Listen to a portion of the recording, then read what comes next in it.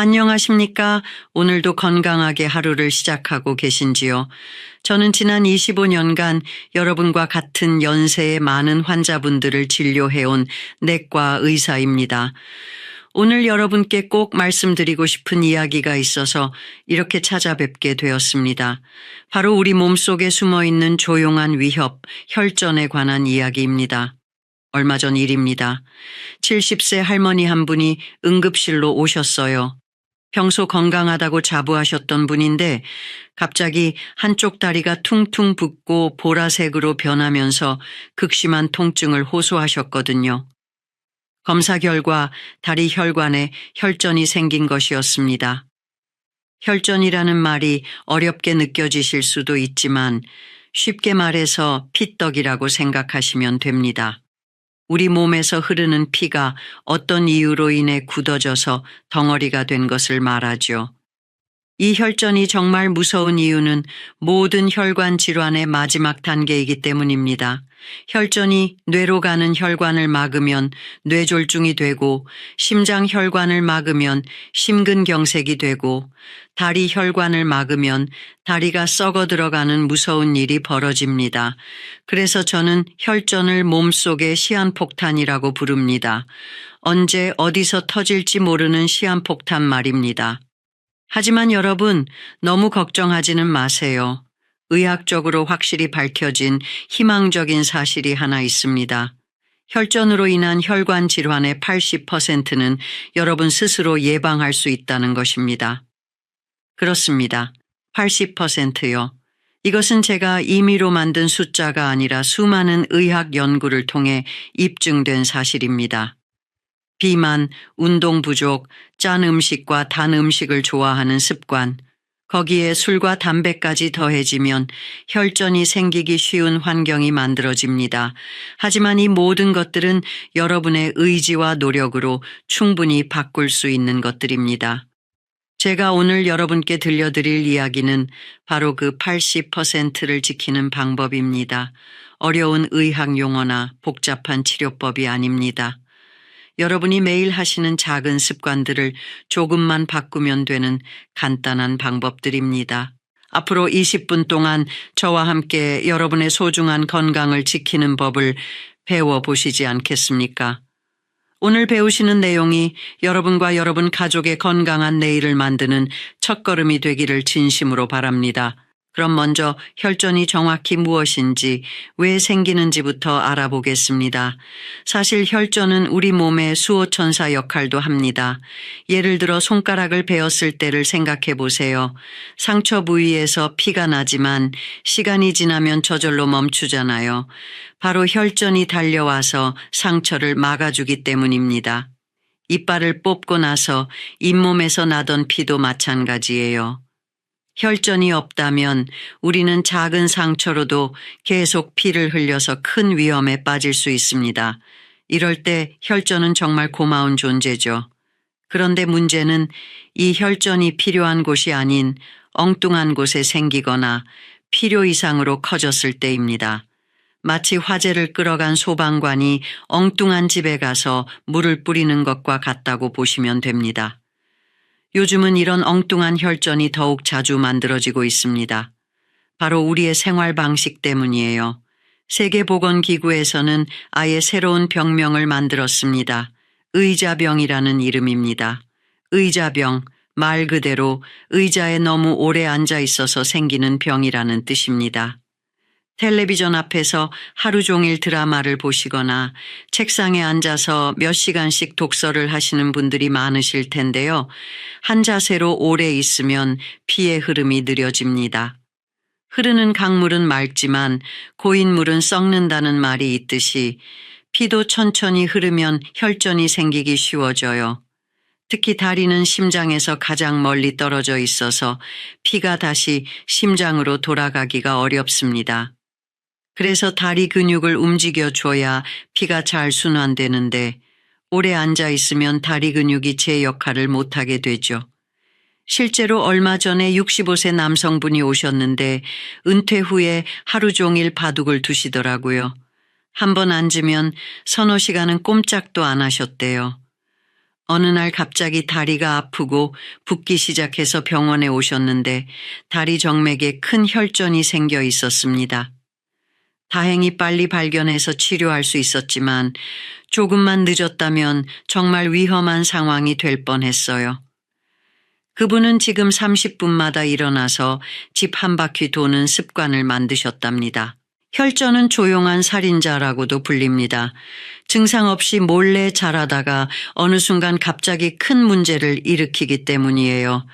하지만 다행히 우리가 조금만 주의를 기울이면 충분히 예방할 수 있습니다. 무엇보다 중요한 것은 혈전이 만들어지는 조건을 이해하는 것입니다.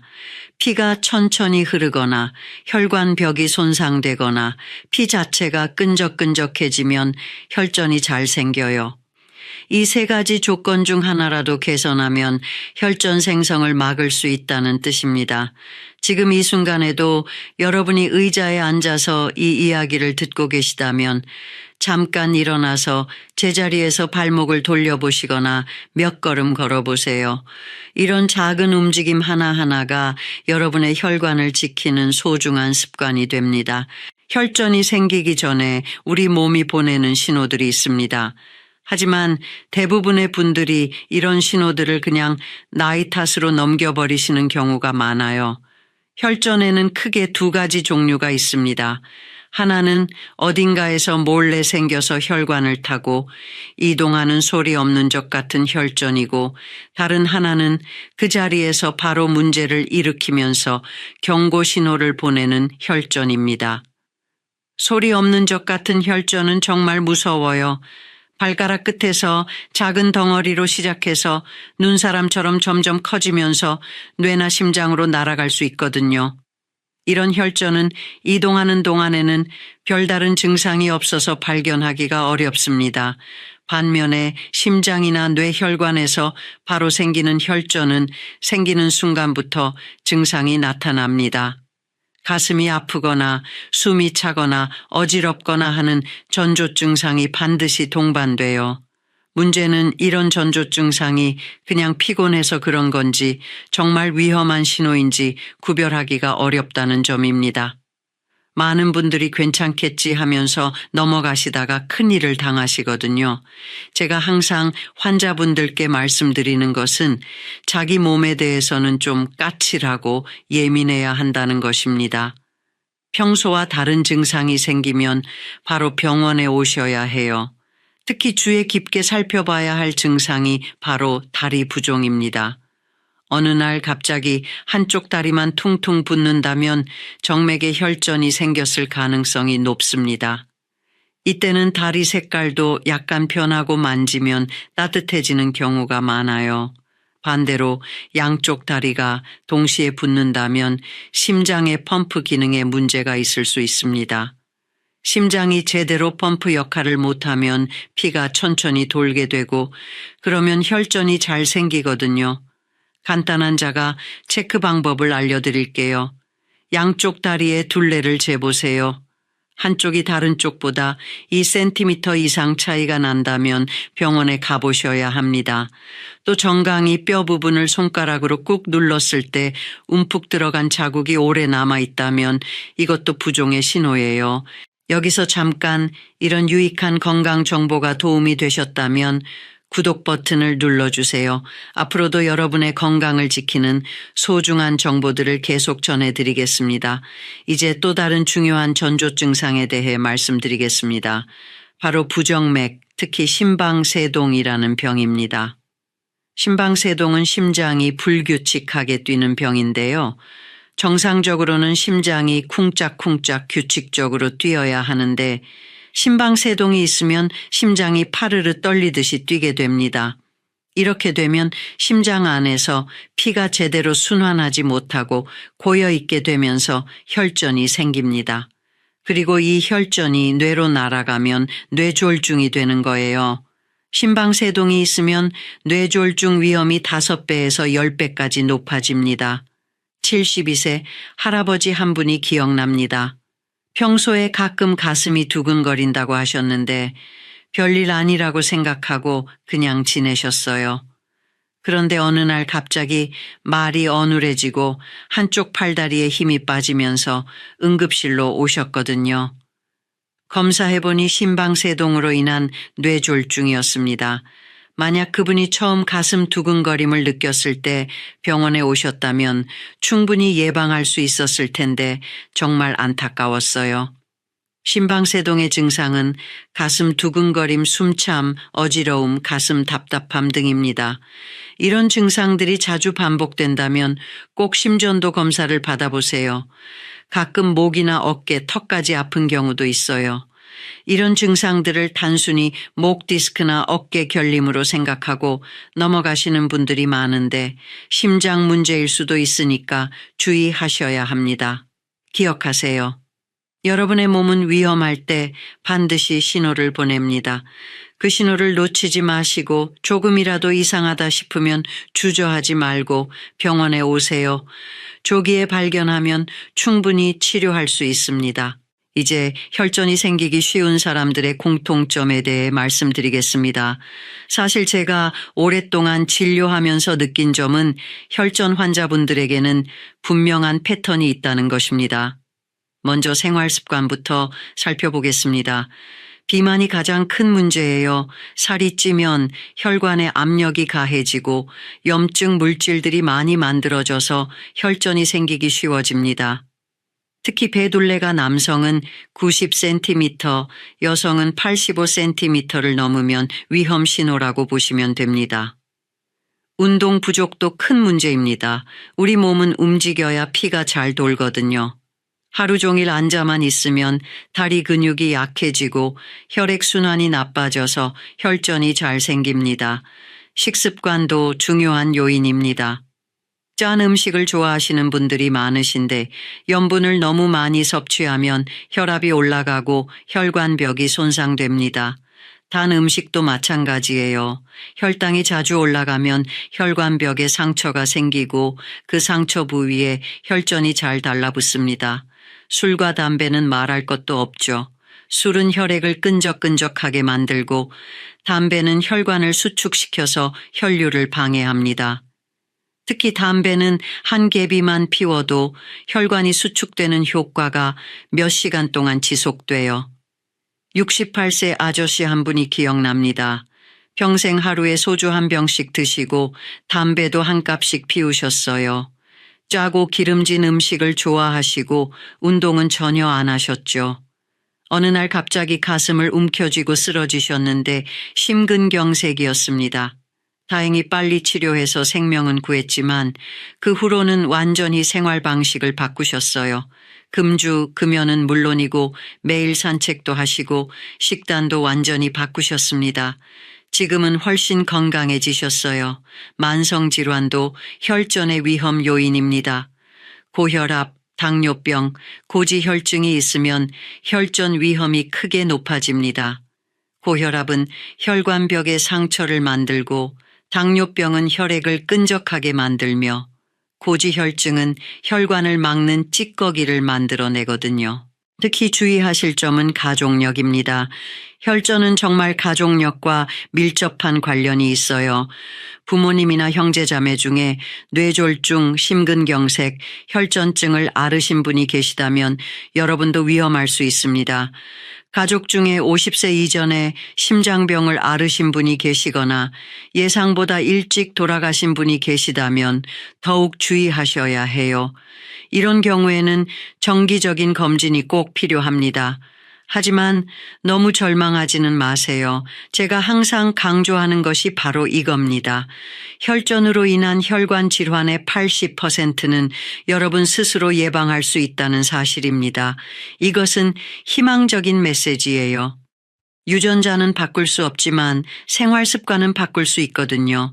금연, 금주, 규칙적인 운동, 건강한 식단, 체중 관리, 스트레스 관리만 잘해도 대부분 예방이 가능합니다. 간단한 자가 진단을 해보세요. 비만이신가요? 운동을 일주일에 3번 이상 하시나요? 금연하셨나요? 술을 적당히 드시나요? 짠 음식과 단 음식을 피하시나요? 스트레스를 잘 관리하시나요? 이 중에서 절반 이상이 아니오라면 지금부터라도 바꾸셔야 합니다. 한 번에 모든 것을 바꾸려고 하지 마시고 하나씩 차근차근 바꿔가세요. 사실 저 역시 나이가 들면서 혈전의 고위험군이 되었습니다. 여러분과 마찬가지로 매일 관리하고 노력해야 하는 입장이에요. 완벽할 필요는 없습니다. 조금씩이라도 건강한 방향으로 바꿔가는 것이 중요해요. 기억하세요. 혈전은 도깨비 같은 존재입니다. 갑자기 나타나서 큰 문제를 일으키지만 우리가 미리 준비하고 관리하면 충분히 막을 수 있는 상대입니다. 여러분의 건강은 여러분 손에 달려 있습니다. 이제 혈전을 예방하는 식습관에 대해 자세히 말씀드리겠습니다. 먹는 것만큼 중요한 것도 없거든요. 먼저 피해야 할 음식들부터 알아보겠습니다. 짜고 달고 맵고 기름진 음식들은 혈전의 원인이 됩니다. 이런 음식들을 먹고 나면 기분이 좋아지긴 하지만 우리 혈관에는 별로 좋지 않아요. 짠 음식은 혈압을 올려서 혈관벽에 상처를 만듭니다. 우리나라 사람들이 하루에 섭취하는 염분량이 권장량의 거의 2배나 돼요. 김치, 젓갈, 라면, 찌개류를 좋아하시는 분들이 많은데 조금씩 줄여나가셔야 합니다. 단 음식도 문제예요. 혈당이 급격히 올라가면 혈관벽이 손상되고 혈액이 끈적끈적해집니다. 특히 시럽이나 설탕이 많이 들어간 음료수, 과자, 케이크 같은 것들은 가급적 피하시는 게 좋아요. 기름진 음식은 혈액을 끈적하게 만들고 혈관벽에 기름때를 쌓입니다. 튀김, 삼겹살, 버터 같은 것들을 자주 드시면 혈전이 생기기 쉬워져요. 하지만 저는 환자분들에게 이것도 먹지 마라, 저것도 먹지 마라 하지는 않습니다. 대신 양을 조절하고 좋은 음식들을 함께 드시라고 말씀드려요. 좋아하는 음식을 완전히 끊기는 힘들잖아요. 예를 들어 삼겹살을 드실 때는 양을 절반으로 줄이고 대신 상추, 깨씹, 마늘을 많이 드세요. 라면을 드실 때는 계란과 파, 양파를 넣어서 드시고요. 이렇게 하면 나쁜 것의 영향을 좋은 것들이 상쇄시켜 줍니다. 이제 혈관에 좋은 음식들을 소개해 드릴게요. 우리 조상님들이 드셨던 음식들이 혈전 예방에 정말 좋아요. 된장, 청국장 같은 발효식품들이 대표적입니다. 발효 과정에서 만들어지는 물질들이 혈전을 녹이는 효과가 있어요. 특히 청국장에 들어있는 나토키나제라는 성분은 혈전을 직접 분해하는 효능이 있습니다. 마늘과 양파도 혈관 건강에 아주 좋습니다. 마늘의 알리신 성분은 혈액순환을 도와주고 양파의 퀘르세틴은 혈관을 튼튼하게 만들어줘요. 매일 마늘 2~3쪽, 양파 반 개 정도는 드시는 게 좋습니다. 제철 채소들도 중요해요. 봄에는 나물류, 여름에는 오이와 토마토, 가을에는 무와 배추, 겨울에는 시금치와 미나리를 드세요. 이런 채소들에는 혈관을 보호하는 항산화 성분들이 가득해요. 외국에서 교과서적으로 추천하는 식단이 바로 지중해식 식단인데 이걸 우리식으로 바꿔서 생각해 보면 됩니다. 지중해식 식단의 핵심은 다양한 색깔의 음식을 먹는 거예요. 빨간색 토마토, 주황색 당근, 노란색 파프리카, 초록색 브로콜리, 보라색 가지, 하얀색 양파, 이렇게 알록달록한 색깔의 채소들을 골고루 드시면 됩니다. 색깔이 다르다는 것은 그 안에 들어있는 영양 성분이 다르다는 뜻이거든요. 생선도 중요합니다. 특히 등푸른 생선인 고등어, 삼치, 꽁치에는 오메가3 지방산이 많이 들어있어서 혈액을 맑게 해줍니다. 일주일에 2~3번은 생선을 드시는 게 좋아요. 견과류도 혈관에 좋습니다. 호두, 아몬드, 땅콩에는 좋은 기름과 비타민이 들어있어요. 하루에 한 줌 정도만 드시면 됩니다. 너무 많이 드시면 칼로리가 높아서 살이 찔 수 있거든요. 이제 물 이야기를 해보겠습니다. 물은 혈전 예방에 정말 중요해요. 몸에 물이 부족하면 혈액이 끈적해져서 혈전이 잘 생깁니다. 특히 여름철에는 땀을 많이 흘리니까 더욱 주의하셔야 해요. 하루에 얼마나 마셔야 하느냐고 물어보시는데 제가 추천하는 기준은 간단합니다. 화장실 가는 것이 좀 귀찮을 정도로 마시세요. 소변 색깔이 연한 노란색이 되도록 마시시면 적당해요. 콜라 페트병 정도의 양을 하루에 3번 정도 나눠서 마시시면 됩니다. 한 번에 너무 많이 마시지 마시고 조금씩 자주 마시는 게 좋아요. 물 대신 차를 드셔도 괜찮습니다. 녹차, 보이차, 둥글레차 같은 것들도 수분 보충에 도움이 되고 항산화 성분도 들어있어서 혈관 건강에 좋아요. 마지막으로 식사 시간도 중요합니다. 규칙적으로 드시고 천천히 꼭꼭 씹어서 드세요. 급하게 먹으면 혈당이 급격히 올라가고 소화도 잘 안 됩니다. 기억하세요. 완벽한 식단을 유지하는 것보다는 조금씩이라도 좋은 방향으로 바꿔가는 것이 중요합니다.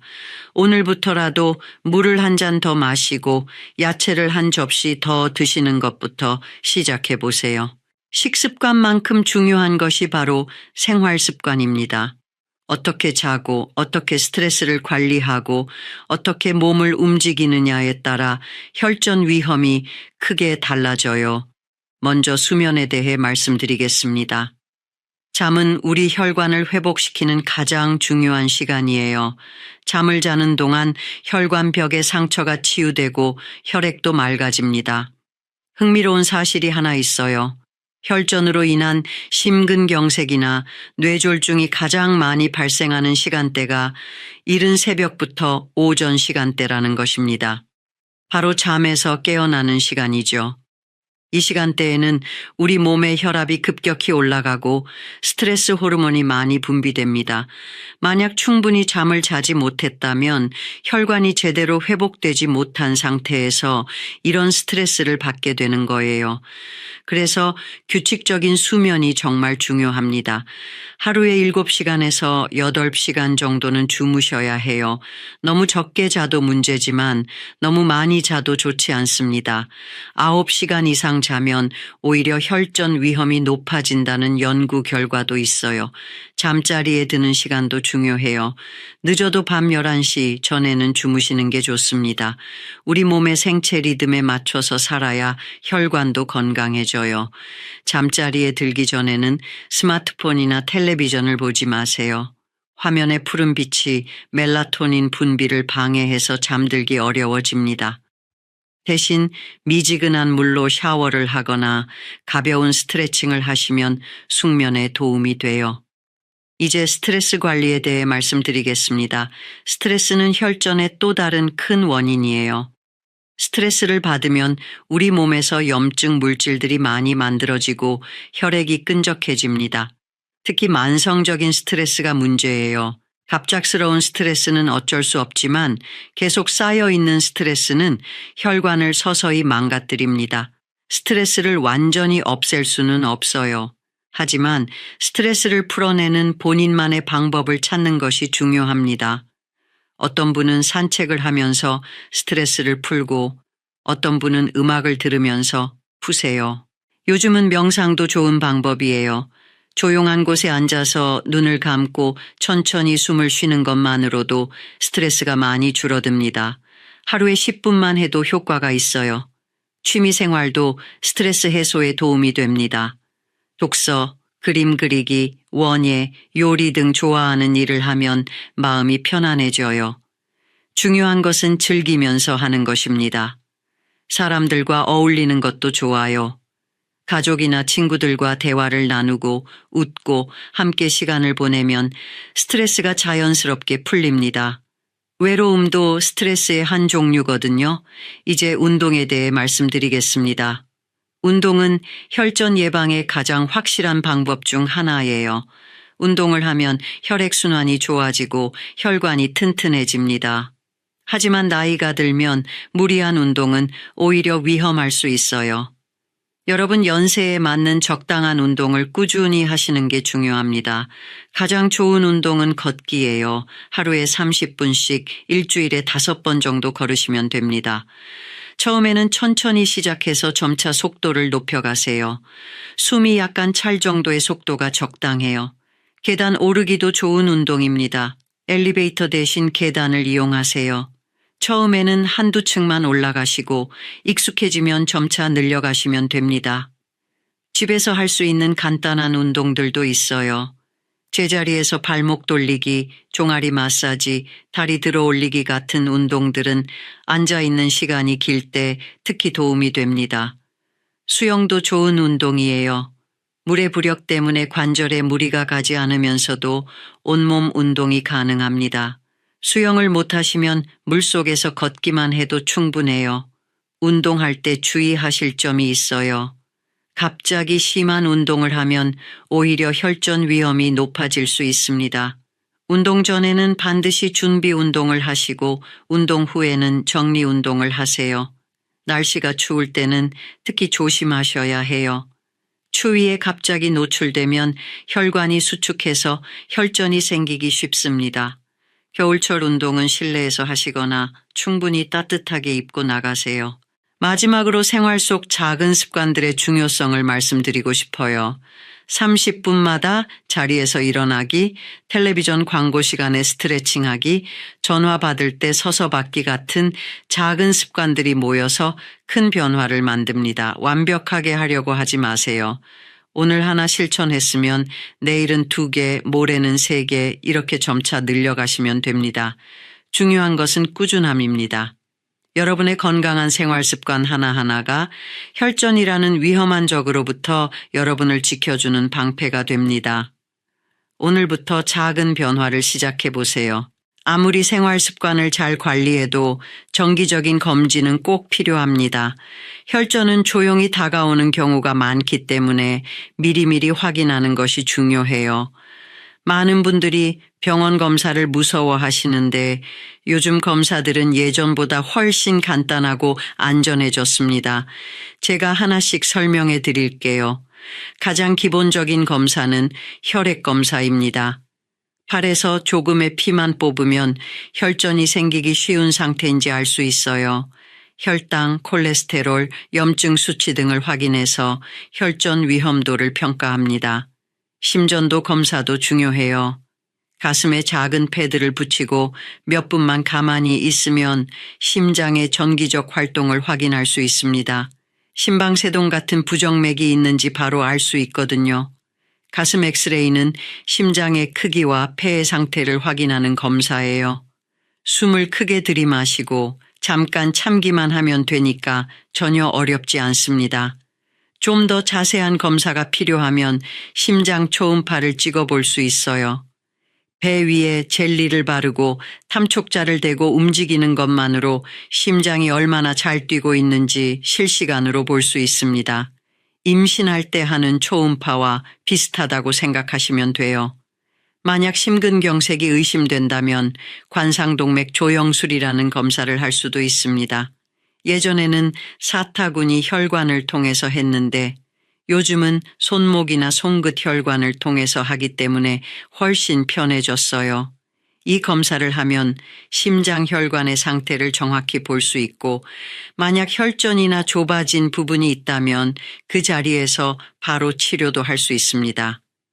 풍선으로 혈관을 넓히거나 스텐트라는 작은 그물망을 넣어서 혈관을 열어주는 거예요.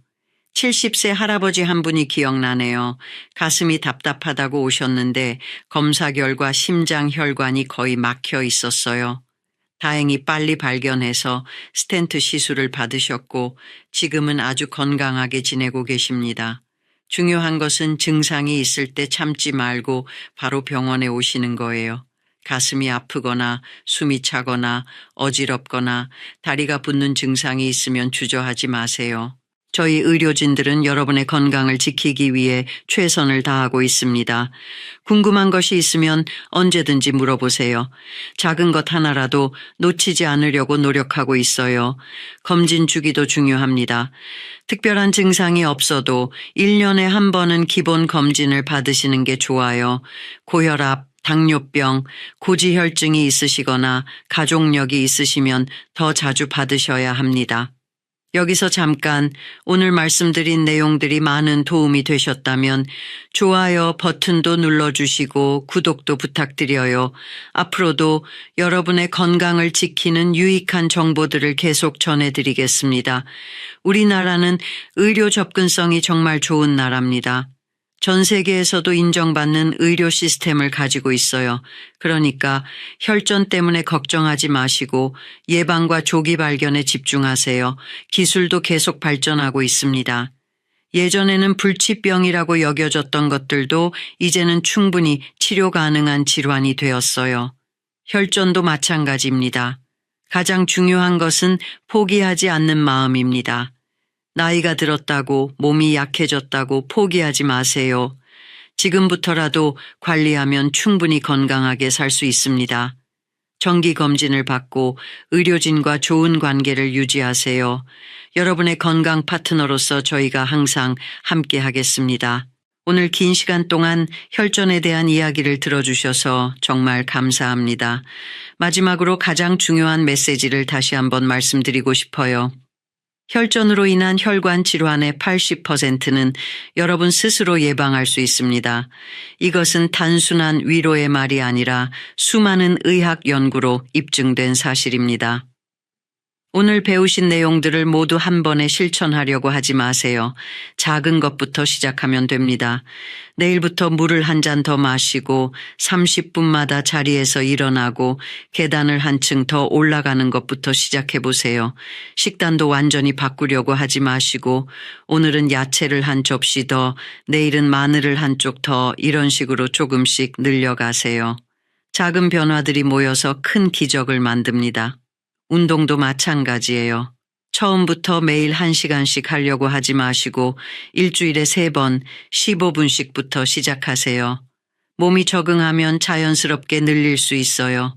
무엇보다 여러분의 몸이 보내는 신호에 귀 기울이세요. 평소와 다른 증상이 있으면 참지 말고 병원에 오시고 정기검진도 꼭 받으세요. 제가 25년간 환자분들을 진료하면서 확신하게 된 것이 하나 있습니다.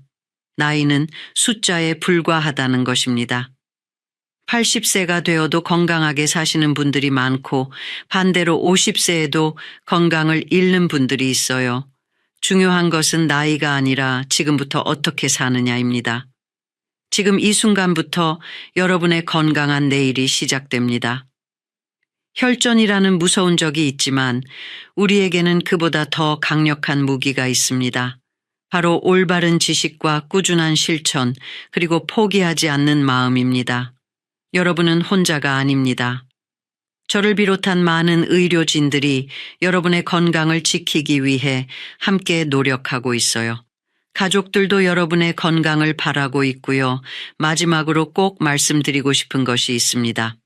오늘 말씀드린 내용들은 일반적인 건강 정보이며 개인의 구체적인 의학적 상담이나 치료를 대신할 수는 없습니다. 건강에 문제가 있으시면 반드시 의료진과 상담하시기 바랍니다.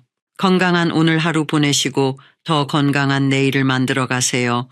여러분의 소중한 건강을 지키는 일에 제가 조금이라도 도움이 되었기를 바랍니다. 감사합니다. 안녕하세요. 저는 20여 년간 내과 진료를 해오면서 수많은 당뇨 환자분들을 만나온 의사입니다. 오늘은 여러분께 정말 중요한 이야기를 하나 나누고 싶어서 이렇게 영상을 준비했습니다. 지난주에도 한 분이 제 진료실에 오셨어요. 60대 후반 여성분이셨는데 당뇨약을 꾸준히 드시고 계시고 혈당 수치도 나쁘지 않았습니다. 그런데 그분이 하신 말씀이 아직도 제 마음에 남아있어요. 선생님, 약은 잘 먹고 있는데 왜 이렇게 몸이 무거울까요? 혈당은 떨어졌는데 힘은 더 없어지는 것 같아요. 사실 이런 말씀을 하시는 분들이 정말 많습니다.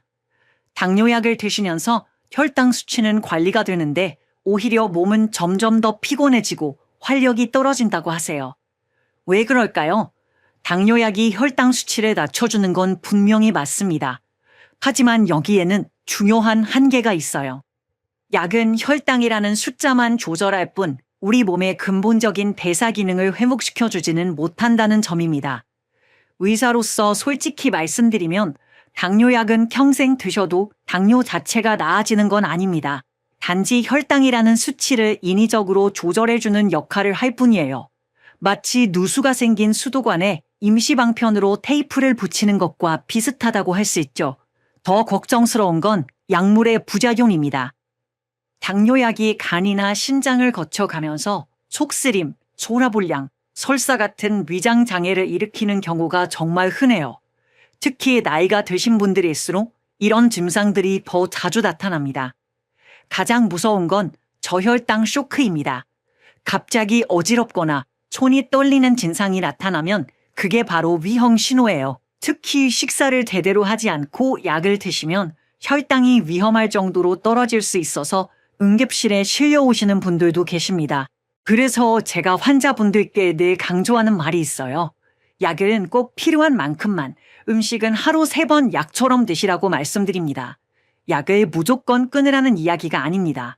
다만 약에만 의존하고 생활 습관은 그대로 둔다면 우리 몸은 점점 스스로 혈당을 조절하는 능력을 잃어버릴 수 있어요. 진정한 치료는 약이 아니라 우리 몸 자체가 혈당을 조절할 수 있도록 도와주는 것입니다. 그리고 그 열쇠는 바로 음식에 있어요. 오늘 제가 여러분께 나누고 싶은 내용이 도움이 되시길 바라면서 혹시 이런 정보가 필요하신 분들이 계시다면 구독 버튼을 눌러주세요. 더 많은 분들께 올바른 건강 정보를 전해드릴 수 있을 것 같습니다. 저에게도 개인적으로 잊을 수 없는 경험이 있습니다. 제 어머니도 70대에 당뇨 진단을 받으셨거든요.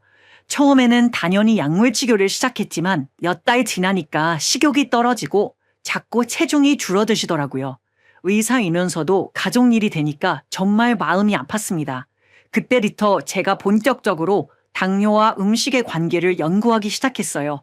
수많은 논문을 찾아보고 환자분들의 사례를 더 자세히 관찰하면서 깨달은 게 있습니다. 우리 몸은 생각보다 훨씬 똑똑하고 올바른 음식을 주면 스스로 치유할 수 있는 능력이 있다는 거였어요. 실제로 제가 진료하면서 만난 또 다른 환자분 이야기를 해드릴게요. 50대 남성분이셨는데 당뇨약을 드시면서도 혈당이 계속 들쭉날쭉했어요. 그분이 저에게 하신 말이 정말 인상 깊었습니다. 선생님, 제가 뭘 잘못하고 있는 건가요? 약도 꼬박꼬박 먹는데 왜 혈당이 안정이 안 될까요?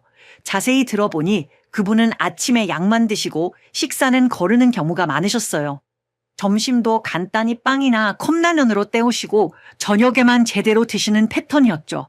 이런 식으로 드시면 약의 효과는 제대로 나오지 않으면서 부작용만 더 심해질 수 있어요. 특히 공복에 당뇨약을 드시면 위 점막이 손상될 위험도 높아지고 급격한 혈당 변화로 인해 어지럼증이나 식은땀 같은 증상이 나타날 수 있습니다.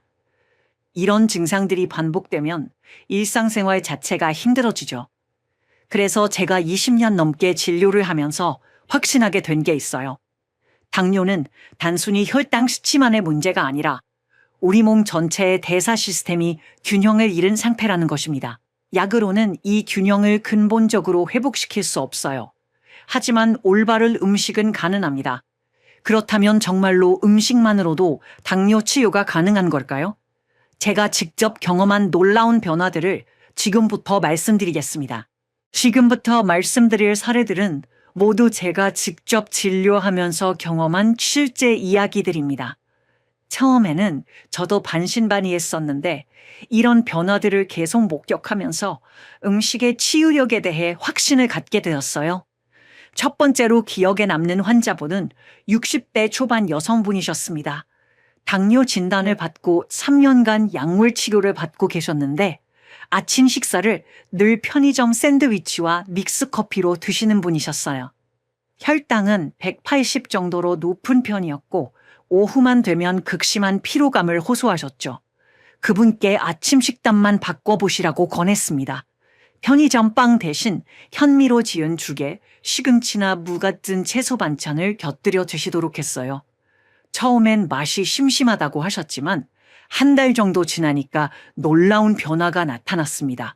아침 공복 혈당이 140대로 떨어진 거예요. 40 정도나 개선된 겁니다. 더 놀라운 건 그분이 하신 말이었어요. 선생님, 오후에 졸음이 안 와요. 몸이 이렇게 가벼울 줄 몰랐어요. 단순히 혈당 수치만 좋아진 게 아니라 몸 전체의 컨디션이 달라진 거였죠. 이게 바로 음식이 약과 다른 점입니다. 또 다른 분은 50대 후반 남성분이셨는데 점심과 저녁을 주로 삼겹살이나 냉면, 짜장면으로 드시는 분이었어요. 혈당약을 드시고 계셨지만 공복 혈당이 여전히 불안정했고 속이 자주 쓰리다고 하셨습니다. 그분께는 귀리밥을 추천했어요. 흰쌀에 귀리를 섞어서 지으시고 미역국이나 두부조림 같은 담백한 반찬 위주로 바꿔보시라고 했죠. 처음엔 고기가 없으니까 힘이 안 날 것 같다고 걱정하셨는데 한 달 후에 오셨을 때 정말 깜짝 놀랐어요. 공복 혈당이 30 정도 낮아졌을 뿐만 아니라 그분이 직접 하신 말씀이 인상적이었어요. 몸이 훨씬 가볍고 소화도 잘 되고 예전보다 머리가 맑다는 거였어요. 이런 변화를 보면서 저도 음식의 힘을 새삼 실감하게 되었습니다. 왜 이런 일이 가능할까요? 의학적으로 설명해 드리면 식물성 식품에는 우리 몸의 혈당 조절 시스템을 근본적으로 개선시키는 성분들이 들어있기 때문입니다. 먼저 식이섬유가 중요한 역할을 합니다. 식이섬유는 당분의 흡수 속도를 늦춰서 혈당이 급격히 오르는 걸 막아줘요. 마치 댐이 물의 흐름을 조절하는 것처럼 혈당의 흐름을 부드럽게 만들어주는 거죠. 또한 식물성 식품의 풍부한 항산화 성분들은 인슐린 저항성을 개선하는 데 도움이 됩니다. 인슐린 저항성이라는 건 우리 몸의 세포들이 인슐린에 제대로 반응하지 않는 상태인데 이게 바로 당뇨의 근본 원인 중 하나예요. 약은 인슐린을 인위적으로 늘리거나 혈당을 강제로 낮춰주지만 식물성 음식은 우리 몸의 세포들이 다시 인슐린에 민감하게 반응할 수 있도록 도와줍니다. 이게 바로 근본적인 치료인 거죠. 홍곡물에 들어있는 복합 탄수화물은 단순당과 달리 천천히 소화되면서 에너지를 지속적으로 공급해줍니다. 그래서 혈당 스파이크 없이도 충분한 포만감과 에너지를 얻을 수 있어요. 음식은 단순히 배를 채우는 것을 넘어서 우리 몸의 치유 시스템을 작동시키는 가장 자연스럽고 강력한 약입니다. 그리고 이런 치유의 재료들은 멀리 갈 필요 없이 우리 주변 마트에서도 충분히 구할 수 있어요. 그렇다면 마트에서 어떻게 장을 봐야 할까요? 저도 의사이기 전에 한 가정의 주부이기 때문에 마트에서 장 보는 일이 일상입니다. 처음에는 당뇨 환자분들에게 조언을 드리면서도 막상 제가 장 볼 때는 별 생각 없이 했었는데 이제는 정말 꼼꼼히 보게 되더라고요. 제가 환자분들께 가장 강조하는 건 포장지의 예쁜 광고 문구보다 뒷면의 성분표를 먼저 보시라는 겁니다. 성분표에는 거짓이 없거든요. 특히 당뇨가 있으신 분들은 두 가지를 반드시 확인하셔야 해요. 첫 번째는 당분입니다. 설탕이라고 적혀 있으면 누구나 알 수 있지만 요즘은 액상과당이나 말토덱스트린 같은 이름으로 숨어 있는 경우가 많아요. 이런 성분들이 원재료 앞쪽에 적혀 있다면 그 제품은 피하시는 게 좋습니다. 원재료는 함량이 많은 순서대로 적혀 있거든요. 특히 조심해야 할 게 요거트 음료예요. 건강에 좋다고 생각하기 쉽지만 성분표를 보면 설탕이나 액상과당이 두 번째, 세 번째로 많이 들어간 경우가 대부분입니다.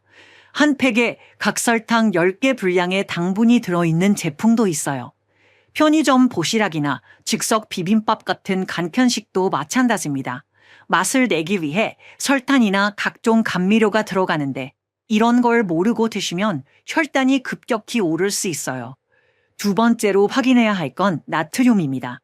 짜게 먹으면 혈압이 올라간다는 건 다들 아시죠? 그런데 당뇨 환자분들에게는 더 큰 문제가 있어요. 나트륨을 과도하게 섭취하면 신장에 부담이 가면서 혈당 조절도 어려워집니다. 당뇨가 오래되면 신장 기능이 떨어질 위험이 높아지는데 여기에 과도한 나트륨까지 더해지면 악순환이 반복돼요. 그래서 나트륨 함량도 꼭 확인하시고 하루 권장량의 30% 이상 들어간 제품은 가능하면 피하시는 게 좋습니다. 그럼 어떤 제품을 선택해야 할까요? 저는 100% 식물성이라고 표시된 제품이나 무첨가, 무과당 표시가 있는 제품을 추천합니다. 이런 표시가 있는 제품들은 대체로 인공 첨가물이 적고 원재료 본연의 맛을 살린 경우가 많아요. 또 하나 중요한 팁을 드리면 가공이 덜 된 자연식품 위주로 선택하시라는 겁니다. 예를 들어 과일 주스보다는 생과일을, 흰빵보다는 통곡물빵을, 즉석밥보다는 현미나 귀리 같은 곡물을 직접 사서 지어 드시는 게 좋아요. 마트에서 장볼 때 제가 실제로 하는 방법을 알려드릴게요. 장바구니에 담기 전에 성분표를 보고 설탕이나 액상과당이 5번째 이내에 있으면 일단 제외합니다. 나트륨 함량도 체크해서 너무 높으면 다른 제품을 찾아봐요.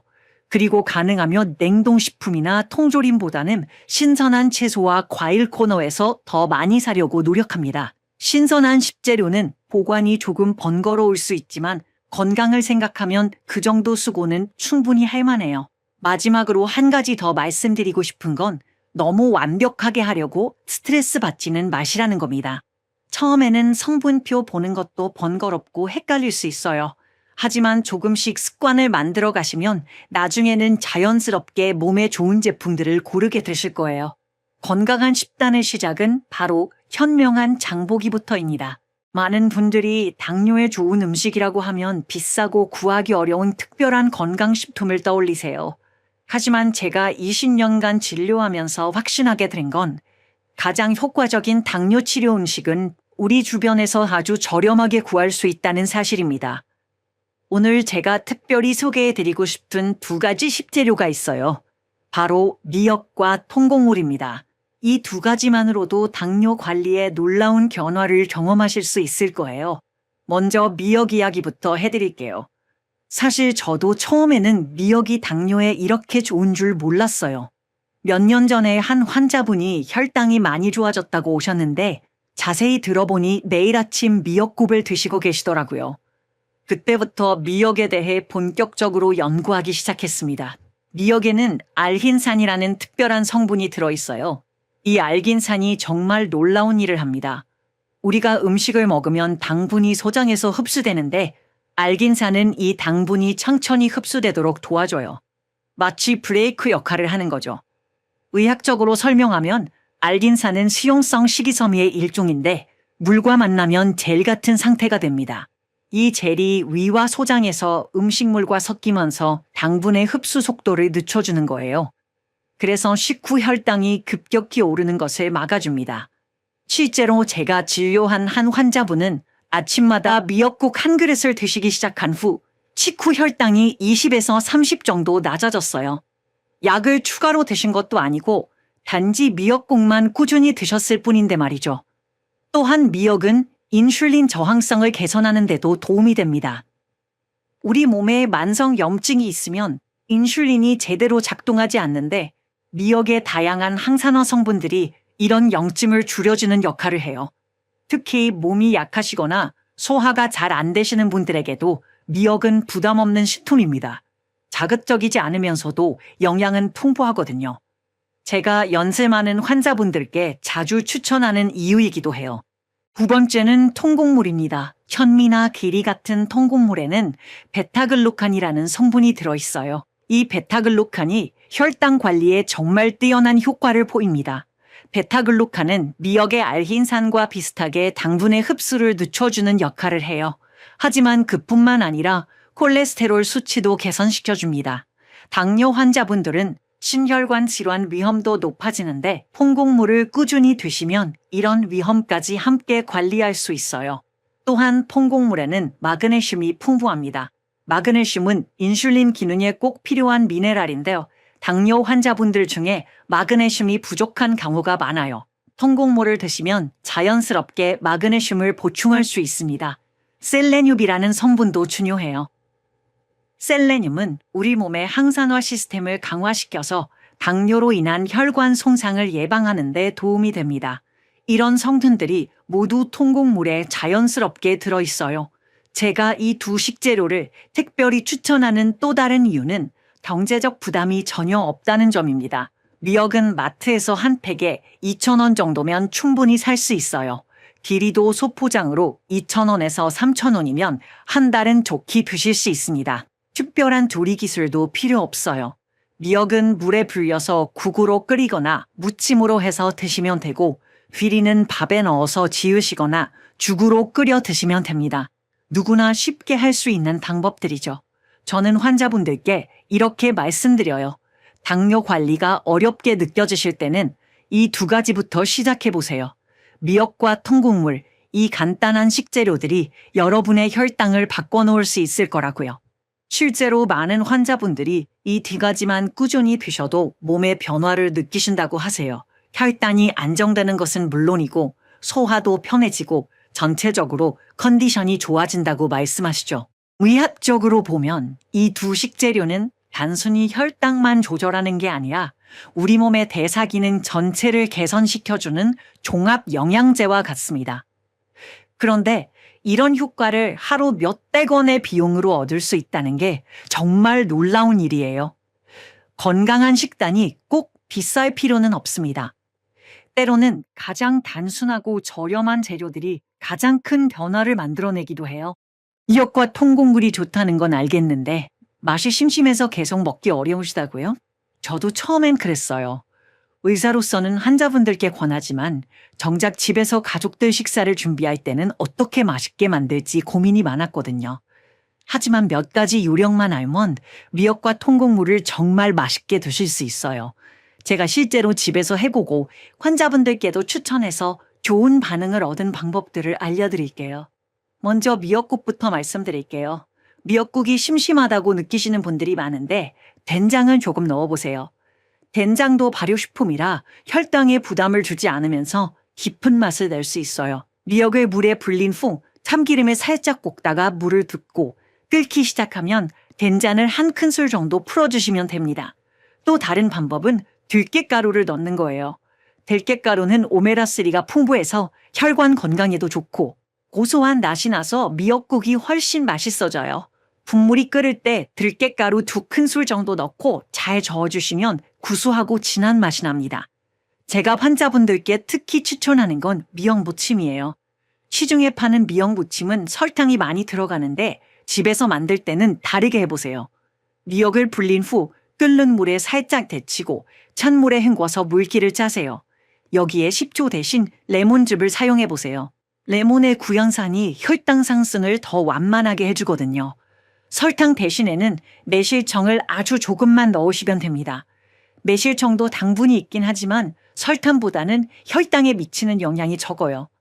한 환자분은 이렇게 만든 미역무침을 드시고 나서 정말 맛있다고 하시더라고요. 오히려 시중 제품보다 산뜻하고 개운하다면서 자주 해드신다고 하셨어요. 이제 귀리밥 이야기를 해볼게요. 귀리만으로 밥을 지으면 식감이 거칠어서 드시기 어려우실 수 있어요. 처음에는 흰쌀과 섞어서 시작하세요. 흰쌀 2컵에 비리 반컵 정도의 비율로 섞어서 지으시면 씹는 맛도 좋고 혈당 부담도 훨씬 줄어들어요. 귀리는 미리 물에 1시간 정도 불려두시면 더 부드럽게 드실 수 있습니다. 그리고 밥을 지을 때 물을 평소보다 조금 더 넉넉히 넣으시는 게 좋아요. 귀리가 물을 많이 흡수하거든요. 현미죽이나 귀리죽도 정말 좋은 선택이에요. 특히 아침 식사로 드시면 하루 종일 혈당이 안정돼요. 현미를 우선 불려두었다가 믹서기에 살짝 갈아서 죽을 끓이시면 소화도 잘 되고 부드러워요. 여기에 당근이나 단호박을 조금 넣고 끓이면 자연스러운 단맛이 나서 더 맛있어져요. 단호박의 베타카로틴도 당뇨 환자분들께 도움이 되는 성분이거든요. 한 가지 중요한 팁을 드리면 처음에는 입맛이 심심하게 느껴지실 수 있어요. 그런데 이건 당연한 과정이에요. 우리 입맛이 단맛과 짠맛에 너무 익숙해져 있기 때문이거든요. 보통 2주에서 한 달 정도 지나면 입맛이 바뀌기 시작해요. 그러면 자연 식재료의 본래 맛을 느끼실 수 있게 되고 오히려 인공 조미료로 만든 음식이 비담스럽게 느껴지실 거예요. 실제로 한 환자분은 처음에 귀리밥이 너무 거칠다고 하셨는데 한 달 후에 오셨을 때는 이제 흰쌀밥이 오히려 밍밍하다고 하시더라고요. 입맛이 완전히 바뀐 거죠. 미역의 경우에는 원래 바다에서 자란 식물이라 자연스럽게 짠맛이 나요. 그래서 따로 소금을 많이 넣지 않으셔도 충분히 맛있게 드실 수 있어요. 이런 자연의 맛에 익숙해지시는 게 혈당 관리에 정말 중요해요. 조미료를 줄이는 것도 단계적으로 해보세요. 갑자기 밥 빼면은 너무 심심해서 포기하게 될 수 있거든요. 이번 주에는 캉스의 반만, 다음 주에는 또 그 반만, 이런 식으로 천천히 줄여가시면 됩니다. 그리고 향신료를 활용해보세요. 생강, 마늘, 깻잎 같은 것들은 혈당에 부담을 주지 않으면서도 풍미를 살려줘요. 미역국에 생강을 조금 넣으면 비린내도 없어지고 따뜻한 맛이 나서 좋아요. 요리할 때 가장 중요한 건 조급해하지 않는 마음가짐이에요. 건강한 맛에 적응하는 데는 시간이 필요하거든요. 하지만 한 번 적응되고 나면 이전보다 훨씬 몸이 편해지는 걸 느끼실 수 있을 거예요. 미역과 통곡물의 놀라운 점은 당뇨 환자분만을 위한 음식이 아니라는 거예요. 온 가족이 함께 드셔도 모든 분들께 도움이 되는 자연의 종합 영양제라고 할 수 있어죠. 의사로서 그리고 한 가정의 어머니로서 제가 가장 뿌듯하게 느끼는 순간은 환자분뿐만 아니라 온 가족의 건강이 함께 좋아졌다는 소식을 들을 때예요. 얼마 전에 한 환자분이 정말 기뻐하시면서 말씀해 주신 이야기가 있어요. 당뇨 때문에 미역국과 귀리밥을 드시기 시작했는데 몇 달 후에 남편분의 건강검진 결과가 나왔는데 콜레스테롤 수치가 많이 개선되었다는 거예요. 그분 남편은 당뇨는 없으셨지만 고지혈증이 있으셨거든요. 이런 일이 가능한 이유는 미역과 통곡물이 우리 몸의 여러 기능을 동시에 개선시켜주기 때문입니다. 먼저 미역의 장 건강 효과부터 말씀드릴게요. 미역의 풍부한 식이섬유는 장을 부드럽게 청소해주는 역할을 합니다. 변비로 고생하시는 분들, 장이 약해서 자주 배탈이 나시는 분들께 정말 도움이 돼요. 특히 알긴산이라는 성분은 장내 환경을 개선하는데 탁월해요. 유해균은 억제하고 유익균이 자라기 좋은 환경을 만들어주거든요. 장 건강이 좋아지면 면역력도 함께 향상되고 피부 트러블도 줄어들어요. 실제로 많은 환자분들이 미역을 꾸준히 드신 후에 예상치 못한 변화를 경험하세요. 만성적으로 피곤하셨던 분들이 활력이 생겼다고 하시고 피부가 거칠었던 분들이 촉촉해졌다고 말씀하시죠. 이는 미역의 해독 효과 때문이기도 해요. 미역은 체내에 쌓인 중금속이나 각종 독소를 흡착해서 몸 밖으로 배출하는 능력이 있거든요. 현대인들은 미세먼지, 각종 화학물질에 노출되는 경우가 많은데 미역이 이런 것들을 자연스럽게 점화해 주는 거예요. 한 환자분의 따님은 대학생인데 미역국을 자주 드시기 시작한 후에 여드름이 많이 좋아졌다고 하더라고요. 피부과 치료도 받고 계셨는데 미역을 드신 뒤로 염증이 줄어들었다는 거예요. 통곡물의 효과도 정말 놀라워요. 베타글루칸이라는 성분이 혈관 속 찌꺼기를 닦아내는 역할을 합니다.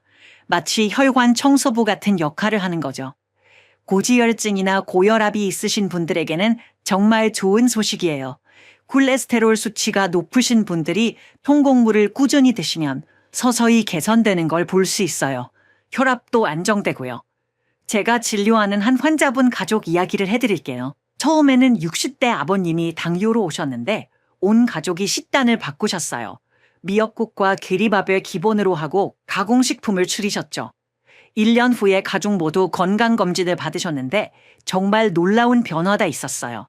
당뇨가 있으셨던 아버님은 당연히 혈당이 많이 좋아지셨고 어머님은 변비가 해결되고 혈압이 안정되셨어요. 아들분은 지방간 수치가 개선되었고 딸분은 만성 피로가 많이 좋아지셨다고 하더라고요. 이런 변화가 가능한 이유는 이 식재료들이 우리 몸의 기본적인 대사 기능을 전반적으로 개선시켜주기 때문입니다. 혈당만 조절하는 게 아니라 혈압, 혈관 건강, 장 건강, 심지어 피부 건강까지 함께 좋아지는 거예요. 의학적으로 보면 이런 식재료들은 항염 효과가 뛰어나요. 만성염증이 당뇨, 고혈압, 심혈관 질환의 공통 원인 중 하나인데 자연식품들이 이런 염증을 줄여주는 거죠. 특히 중년 이후에는 가족 모두의 건강이 중요해지잖아요. 당뇨뿐만 아니라 고혈압, 고지혈증, 관절염 등 여러 가지 건강 문제들이 생기기 시작하는데 식탁 하나만 바꿔도 이 모든 걸 예방하고 개선할 수 있다는 게 정말 대단한 일이에요. 제가 환자분들께 늘 말씀드리는 건 건강한 식단은 개인의 치료를 넘어서 가족 전체의 예방의학이라는 거예요. 지금 당장 아프지 않더라도 미리미리 건강한 습관을 만들어 두시면 나중에 큰 병을 예방할 수 있거든요. 그리고 무엇보다 온 가족이 함께 건강해지는 과정 자체가 정말 의미 있는 일이라고 생각해요. 서로를 걱정하고 챙기는 마음이 건강한 음식과 함께 어우러질 때 그 효과는 배가 되는 것 같아요. 진료실에서 가장 자주 받는 질문 중 하나가 이거예요. 선생님, 라면이 정말 먹고 싶은데 절대 안 되나요? 과자는 한 개도 못 먹는 건가요? 이런 질문을 받을 때마다 저는 환자분들의 마음이 너무 잘 이해돼요. 사실 저도 의사이기 전에 사람이거든요. 가끔 야식으로 라면이 땡길 때도 있고 스트레스 받을 때 달콤한 간식이 생각날 때도 있어요. 그래서 저는 환자분들께 무조건 참으라고 말씀드리지 않아요. 중요한 건 어떻게 먹느냐예요. 똑같은 음식이라도 조금만 신경 써서 드시면 혈당에 미치는 영향을 크게 줄일 수 있거든요. 먼저 간식 이야기부터 해볼게요. 간식 자체가 나쁜 건 아니에요. 오히려 적절한 간식은 혈당을 안정시키는 데 도움이 될 수 있어요. 문제는 무엇을 선택하느냐죠. 제가 환자분들께 추천하는 간식은 견과류예요. 아몬드, 호두, 캐슈넛 같은 견과류는 단백질과 좋은 지방이 풍부해서 혈당을 급격히 올리지 않아요. 하루에 한 줌, 대략 20g 정도 드시면 괜찮습니다. 한 환자분은 처음에 견과류를 드시고 나서 이런 말씀을 하셨어요. 과자를 먹었을 때는 잠깐 달콤하다가 금세 또 뭔가 먹고 싶어졌는데 견과류를 먹으니까 포만감이 오래 가더라고요. 실제로 견과류의 단백질과 지방이 포만감을 주면서 다음 식사까지 혈당을 안정시켜 주거든요. 마트에서 견과류를 고르실 때는 꼭 성분표를 확인하세요. 설탕이나 시럽으로 코팅된 제품들이 많거든요. 무염, 무당 제품을 선택하시는 게 좋아요. 또 다른 좋은 선택은 채소칩이에요. 당근칩, 브로콜리칩, 케일칩 같은 것들요. 튀기지 않고 저온에서 구운 제품을 선택하시면 바삭한 식감도 즐기면서 식이섬유도 섭취할 수 있어요. 그런데 정말 솔직히 말씀드리면 가끔은 이런 건강한 간식보다 라면이나 과자가 더 간절할 때가 있잖아요. 그럴 때는 어떻게 해야 할까요? 라면 이야기를 해볼게요. 당뇨 환자분들이 가장 궁금해하시는 부분이에요. 라면을 아예 못 드시는 건 아니에요. 다만 조금 다르게 드셔야 해요. 우선 일반 유탕면보다는 겉면이나 생면을 선택하세요. 기름에 튀기지 않아서 칼로리도 낮고 혈당에 미치는 영향도 적어요. 양념 스프는 절반만 사용하시고 가능하면 국물은 남기고 면 위주로 드세요. 여기서 가장 중요한 팁은 채소를 듬뿍 넣는 거예요. 양배추, 당근, 콩나물, 시금치 뭐든 좋으니까 넣을 수 있는 채소는 다 넣으세요. 채소의 식이섬유가 면의 탄수화물 흡수를 늦춰서 혈당 상승을 완만하게 해줘요. 연두부나 부드러운 두부도 조금 넣어보세요. 단백질이 추가되면서 포만감도 커지고 혈당도 더 안정됩니다. 이렇게 해서 드시면 단순한 라면이 아니라 균형 잡힌 한 끼 식사가 되는 거죠. 한 환자분은 이 방법으로 라면을 드시고 나서 혈당을 재봤는데 평소 라면을 먹었을 때보다 훨씬 안정적이었다고 하시더라고요. 똑같은 라면인데 어떻게 먹느냐에 따라 이렇게 차이가 나는 거예요. 그리고 꼭 기억하셔야 할 건 양 조절이에요. 영양 성분표를 보실 때 1회 제공량을 확인하세요. 한 봉지 전체가 아니라 권장하는 양이 얼마인지 보시는 거예요. 대부분 우리가 생각하는 것보다 적게 적혀 있을 거예요. 제가 환자분들께 늘 강조하는 건 완벽하지 않아도 괜찮다는 거예요. 가끔 먹고 싶은 음식을 참지 못했다고 해서 자책하지 마세요. 대신 어떻게 하면 조금이라도 더 현명하게 먹을 수 있을지 생각해 보시는 거죠. 건강한 식습관이라는 게 하루아침에 완성되는 게 아니에요. 조금씩 개선해 나가는 과정이거든요. 오늘보다 내일이, 이번 주보다 다음 주가 조금 더 나아지면 되는 거예요. 만약 오늘 제가 말씀드린 내용이 도움이 되셨다면 좋아요 버튼을 눌러주시고 이런 실용적인 건강 정보를 더 받아보고 싶으시다면 구독도 부탁드려요. 더 많은 분들께 올바른 정보를 전해드릴 수 있을 것 같습니다. 당뇨 관리에서 가장 중요한 건 지속 가능성이에요. 너무 엄격하게 하다가 포기하는 것보다는 조금 여유를 두고 꾸준히 하는 게 훨씬 좋은 결과를 가져다 줍니다. 지금까지 긴 이야기를 들어주셔서 정말 감사합니다.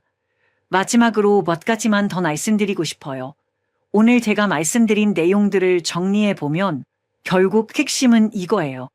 당뇨는 약만으로는 근본적인 해결이 어렵지만 올바른 음식 선택으로는 충분히 관리할 수 있다는 것입니다. 특히 마트에서 쉽게 구할 수 있는 미역과 통곡물 같은 식재료만으로도 놀라운 변화를 경험하실 수 있어요. 그런데 혹시 현미나 귀리가 너무 거칠어서 소화가 어려우신 분들이 계실 거예요. 그런 분들께는 오븐도미를 추천해드려요. 오븐도미라는 건 현미에서 겉껍질을 절반 정도만 벗겨낸 쌀이에요. 쉽게 말해서 현미와 백미의 중간 단계라고 보시면 됩니다. 백미보다는 영양소가 훨씬 많이 남아있고 현미보다는 부드러워서 드시기 편해요. 식이섬유와 미네랄은 그대로 살아있으면서도 소화 부담은 줄일 수 있는 똑똑한 선택이죠. 20년 넘게 당뇨 환자분들을 진료하면서 제가 확신하게 된 건 작은 변화가 큰 기적을 만든다는 사실입니다. 처음에는 미역국 한 그릇, 기리밥 한 공기에서 시작했던 분들이 몇 달 후에는 완전히 다른 사람이 되어서 오시는 걸 정말 많이 봤거든요. 무엇보다 중요한 건 조금 덜 자극적으로, 조금 덜 짜게 드시는 것입니다. 우리 입맛이 자연의 맛에 익숙해질수록 우리 몸도 점점 더 건강해져요. 이게 바로 혈당을 살리는 식탁의 시작입니다. 당뇨 관리가 어렵게 느껴지실 때는 오늘 말씀드린 것 중에서 딱 하나만 선택해서 시작해보세요. 아침에 미역국 한 그릇이어도 좋고 흰쌀에 기리를 조금 섞는 것만으로도 충분해요. 완벽하지 않아도 괜찮습니다. 오늘보다 내일이 조금 더 나아지면 되는 거니까요. 제가 환자분들을 보면서 가장 안타까운 건 혼자서 너무 많은 걸 감당하려고 하시는 모습이에요. 가족들과 함께 식단을 바꿔보세요. 혼자가 아니라 온 가족이 함께 건강해지는 과정이 되면 훨씬 쉽고 즐거워질 거예요. 당뇨는 절대 혼자 이겨내야 할 병이 아닙니다. 올바른 정보와 작은 실천들이 쌓이면 충분히 극복할 수 있는 질환이에요. 제가 지금까지 많은 환자분들과 함께 경험해 온 것처럼 말이죠. 마지막으로 꼭 말씀드리고 싶은 건 오늘 제가 나눈 모든 내용은 일반적인 건강 정보이며 개별적인 의학적 조언은 아닙니다. 당뇨 관리에 대해서는 반드시 담당 의사 선생님과 상의하시고 약물 조절이나 식단 변경도 전문의와 상담 후에 진행하시기 바랍니다. 여러분 모두 건강하고 행복한 식탁을 만들어 가시길 진심으로 응원합니다. 오늘도 건강한 하루 보내세요.